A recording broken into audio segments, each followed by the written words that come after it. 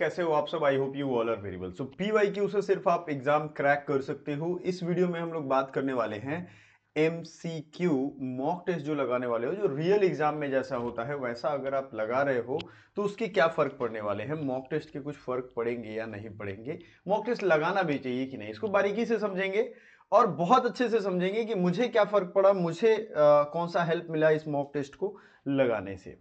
पिछले जितने भी चैप्टर्स हमने पढ़ाए हैं उसमें आपने देखा होगा बहुत सारे फ्री मॉक टेस्ट मैंने अपने एप्लीकेशन पे दिए हुए हैं। एप्लीकेशन हमारा है एकेडमी पॉइंट। चूंकि हमारे बहुत सारे यूट्यूब चैनल्स हैं तो इसलिए हमने एक ही एप्लीकेशन रखा है एकेडमी पॉइंट।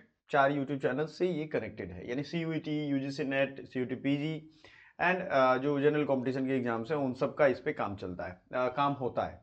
ठीक है, आप जाके फ्री में मॉक टेस्ट लगा सकते हो, बहुत इजी प्रोसेस है। यहाँ लॉगिन कर लेना है, अपने व्हाट्सएप से लॉगिन कर सकते हो। लॉगिन करने के बाद आप यहाँ स्टोर सेक्शन में जाएंगे, यहाँ जो भी आपका पेपर कोड है या जो कोर्स है उसका नाम सेलेक्ट करेंगे और वो कोर्स यहाँ दिखने लगेगा।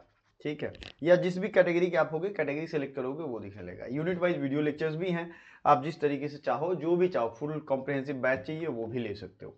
आते हैं समझते हैं कि what is mock test and why are mock test important. Mock test आप समझो, आपको मैंने थोड़े देर टाइम पहले बताया था कि पीवाईक्यू जो होता है इससे सिर्फ पीवाईक्यू से आप सिलेक्शन ले सकते हो। आपको यकीन नहीं है, मैं 100% गारंटी के साथ ये वीडियो आप देखो और आप ये चीज समझ जाओगे। आई बटन पे आपको ये वीडियो मिल जाएगा। 100% गारंटी है कि आप बिना पीवाईक्यू के एग्जाम नहीं निकाल पाओगे।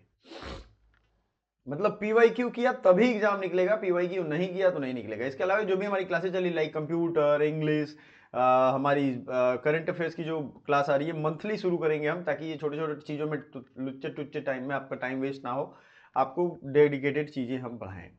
मॉक टेस्ट क्यों इंपॉर्टेंट है, बहुत बड़ा एक क्वेश्चन है। देखो, आपने पढ़ लिया, अच्छा आपको कैसे पता है कि आपने पढ़ लिया तो भाई ये हमारा स्टैंडर्ड चीजें हमने पढ़ी हैं, मतलब ये एग्जाम ओरिएंटेड चीजें हमने पढ़ी हैं। कुछ तो एक एक स्टैंडर्ड होगा, पैमाना होगा जिसे आप ये मान के चलते हो कि हाँ हम ये बढ़िया है। तो अगर आप रियल एग्जाम बेस्ड प्रैक्टिस करते हो, रियल एग्जाम प्रैक्टिस करते हो, समझिएगा इस चीज को, रियल एग्जाम प्रैक्टिस करते हो तो आपको मॉक, इसी को तो कहते हैं, आपको यही तो मॉक कहा जाता है। आपका एक्सपीरियंस जो होगा वो एक्चुअल एग्जाम पैटर्न का होगा। ध्यान से समझिएगा, एक्चुअल एग्जाम पैटर्न इसमें आएगा। जो टाइमर होता है इसमें, इसमें टाइम रनिंग होता रहता है, टाइमर होता है। और हमने आपको तो पीवाईक्यू बेस्ड पीवाईक्यू का सॉल्यूशन भी दिया हुआ है, जिसमें पीवाईक्यू भी आप मॉक टेस्ट के रूप में दे सकते हो, है ना। प्रेशर आप फील करोगे, ठीक है, और एग्जाम का फियर आपका कम होगा। किसका फियर कम होगा? फियर आपका डाउन होगा। समझना ये सब चीजें क्यों करना जरूरी है। सपोज दैट आपने कभी एक दिन दौड़ा नहीं, आप फिजिकल चीजों में देखोगे बिना दौड़े कोई दौड़ नहीं सकता है यार, ये तो मेंटल चीज है। इसमें तो भारत भर के बेस्ट माइंड बैठते हैं एक जगह और वो डिसाइड करते हैं कि हमें क्या सिलेक्शन लेना है नहीं लेना है। So what is the matter? Matter is कि भाई आपको actual pressure, time management, fear घटाना होगा, इसकी प्रैक्टिस करनी होगी।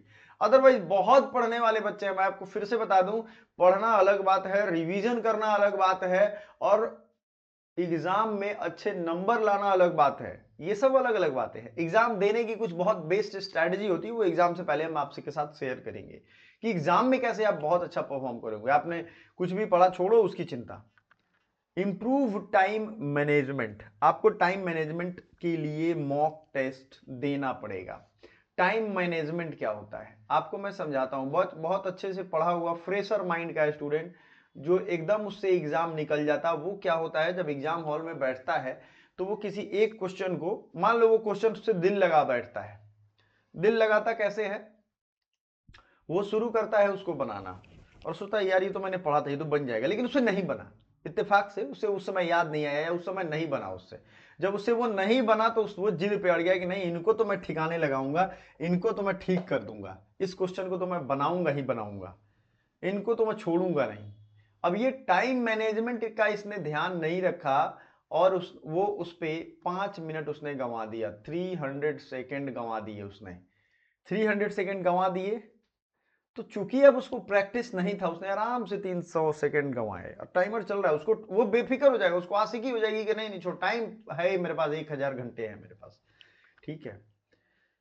और जो क्वेश्चन बन रहे थे 5-10 उसका टाइम भी ये खा गया। तो ये टाइम मैनेजमेंट आपको टाइम वेस्टर होने से बचाएगा। क्या होने से बचाएगा? टाइम वेस्टर होने से बचाएगा। अब आप में से कितने लोग चाहते हैं कि टाइम वेस्टर बने, वो आप हमें कमेंट करके बताइएगा। आप कुछ भी कर लो, कौन से सेक्शन में कितना सीरियसली टाइम देना है, सेक्शन वाइज आप अगर टाइम मैनेजमेंट करके नहीं रखो, जैसे मैंने एसएससी सीजीएल निकाला था, मैं आपको बताता हूं। तो एसएससी सीजीएल एक एग्जांपल देता हूं, जिससे सीओ क्यूपी 11 वाले स्टूडेंट को बड़ा हेल्प मिलेगा इससे। सीओ क्यूपी 11 में जीके जीएस है, मैथ्स रीजनिंग है एंड इंग्लिश या हिंदी है, कोई एक है।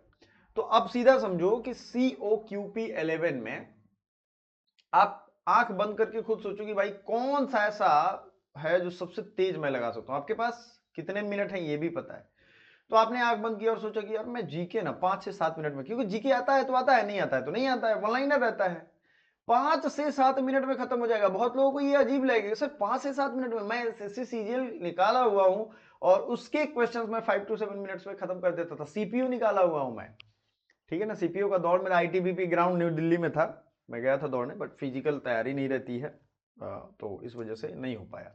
समझिए इस चीज को, 5 से 7 मिनट्स में हो सकता है, लेकिन आपने कभी टाइम मैनेजमेंट की प्रैक्टिस ही नहीं की। आप सोचते नहीं नहीं मैथ रीजनिंग से यार मैथ तो मैं बना के रहूंगा, अरे कभी प्रैक्टिस किया नहीं मैथ का, मैथ क्यों बना के रहोगे, क्यों जिद पे अड़ गए।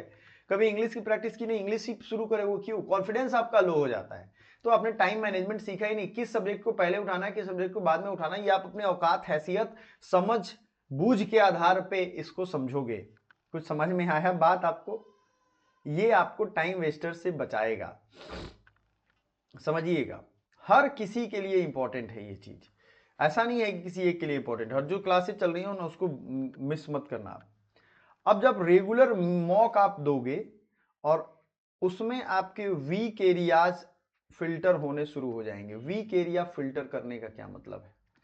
आपका सेक्शन हो सकता है, आपका पूरा चैप्टर हो सकता है, आपका पूरा थियरी वाला पार्ट हो सकता है, आपका पूरा जो मैं कहूं टाइम ईयर वाला पार्ट जो होता है, ईयर ये ईयर वो, कुछ भी हो सकता है वो।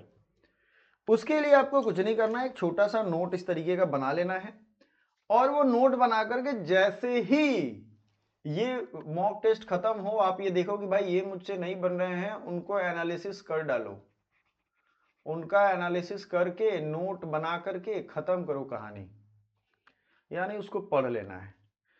उसके पीछे पड़ जाओ कि ये मुझसे क्यों नहीं बना, इसके बाद अगर मैं ये मॉक दूं दोबारा, हमारे में अनलिमिटेड मॉक आप लगा सकते हो, एक ही मॉक बार बार लगा सकते हो, तो ये मुझे पूरा बनना चाहिए, ये मेरा काम है, ये मुझे करना ही है।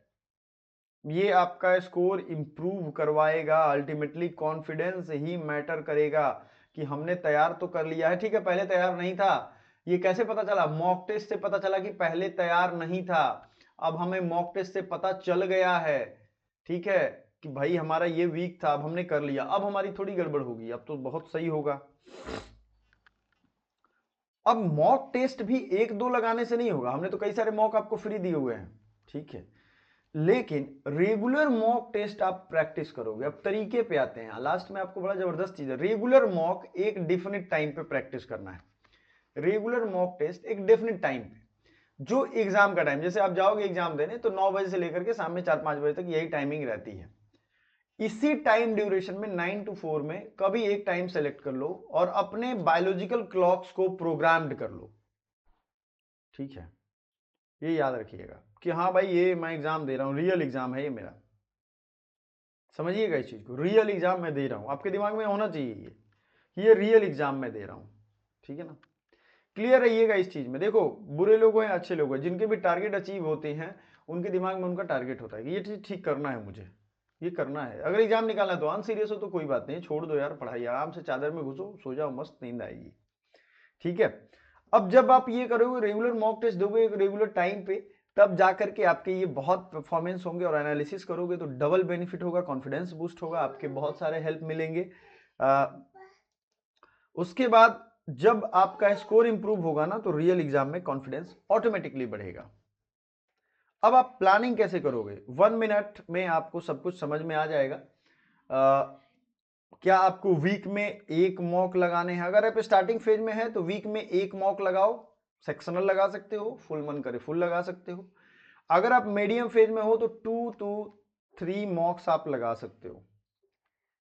और अगर आपके एग्जाम है, मान लो 30 डेज बच गए एग्जाम के, तो 2 to 4 अ वीक। बहुत लोग कहते हैं एक ही दिन में दे देना था, 5 को मॉक लगा देंगे। कोई फायदा नहीं 5 मॉक लगाने का।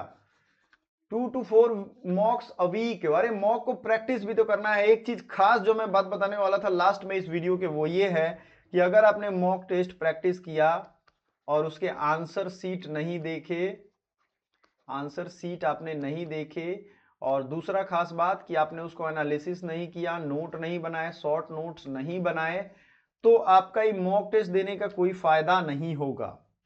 ये मैं बता रहा हूं। मैंने जैसे HUQP21 पेपर कोड है हमारा, उसका हम लोग मॉक दिए हुए हैं, तो मॉक वाला एक हमने ग्रुप बना करके रखा हुआ है। देखो HUQP21 मॉक ग्रुप, और इसमें हमने सारे वो जो उनके मॉक्स है ना उनको भेजा हुआ है। उसमें लास्ट में आंसर है, जो आपने आंसर किए वो सब कुछ आंसर है यहाँ पे। और वो आंसर जब आप मैच कराते हो तो सोचते हो अरे ये तो इस चैप्टर का है, सर ने यहाँ पढ़ाया, वो तो चैप्टर मैंने पढ़ा ही नहीं था, वो तो मिस हो गया था मुझसे। PYQ को हमने मॉक फॉर्मेट में डाल दिया है, तो ये आपके ऊपर डिपेंड करता है। कुछ समझ में आ रहा है राम कहानी? यही राम कहानी आपको सफलता दिलाएगी। Thank you so much, bye for now, मिलते हैं अगले वीडियो में।